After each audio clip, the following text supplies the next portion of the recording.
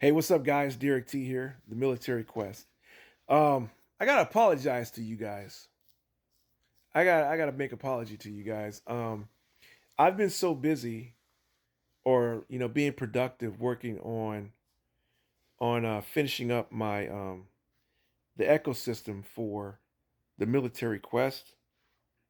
Excuse me, that I forgot to tell you guys. Those of you that are wanting to join the military, I forgot to tell you guys that I actually have books on Amazon to help you. I forgot to tell y'all that I got books to help y'all out specifically for you guys. Those of you guys that are Gen Z and younger, and then those of you guys that are older, I got something else for you. But yeah, I got books on Amazon. So here, let me show you. So those of you guys that are making the decision, you're like wondering, should I do it? Should I go? And am I too old or whatever? Well, you can start with the first book on this one in this series. This is called A Winning Move.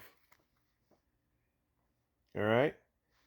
That's by me, Derek T. Williams, veteran United States Navy, Army, and Air Force. So you'll find this book on Amazon. So if you go to Amazon, just put in Derek T. Williams, Derrick, middle initial T, last name Williams, with an S. There you go. And you'll see all my books that I've written. So here is A Winning Move, exploring the benefits and advantages of serving in the military. That's it right there for you. So when people try to come up to you talking about why you joined the military, why you joined the military, you don't have to answer them in the first place. And if they hit you with that, why you joined the military? Because you black. He's like, well, I just want to follow my ancestors because my foundational Black American ancestors, we fought in every war, so that's part of who we are. How about that? Winning move. All right, then the next one. Let's see here. Next book. This one This is one that this one sold out a couple times. And yeah, so this is for those of you guys with that ASVAB. So during the recruiting crisis, I wrote these books. So I wrote these books like 2023.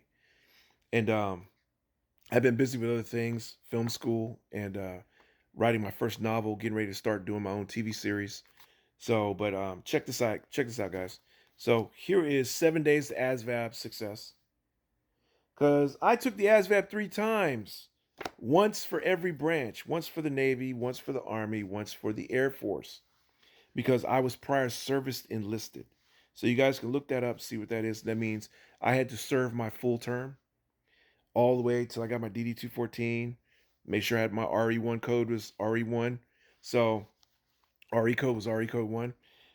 So yeah, so then I was able to go over to the other branch, so I had to do it all over again because the ASVAB is only good for 2 years. Do your research. So I shared my study structure on how I studied for the ASVAB. It is right there. So a lot of it, guys, is your mindset, and I talk about it in this book, 7 Days to ASVAB Success. This is also on Amazon, and then we got let me see here. This was my first book that I wrote. So after you've done that, then it's time to go and meet the recruiter. So before you meet the recruiter, what parents and potential recruits should know: 7 mistakes young people joining the military need to avoid before meeting the recruiter. So this is a good book right here. They're short reads, guys, a lot of great information, and I'm coming to you from lived experience.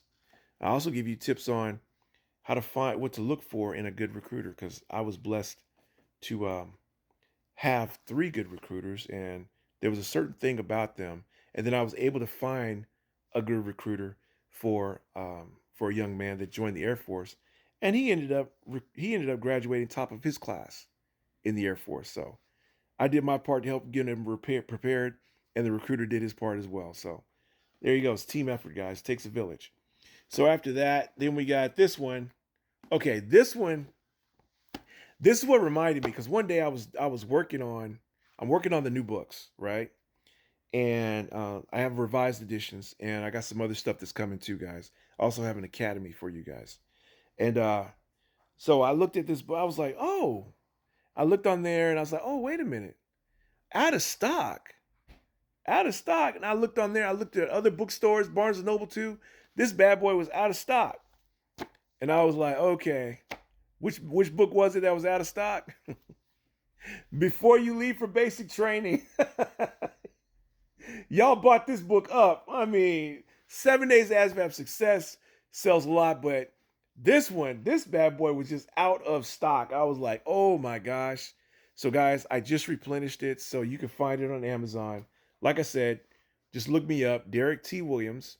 Because when I look up the books don't come up, but I put up my name. All my books come up with my name.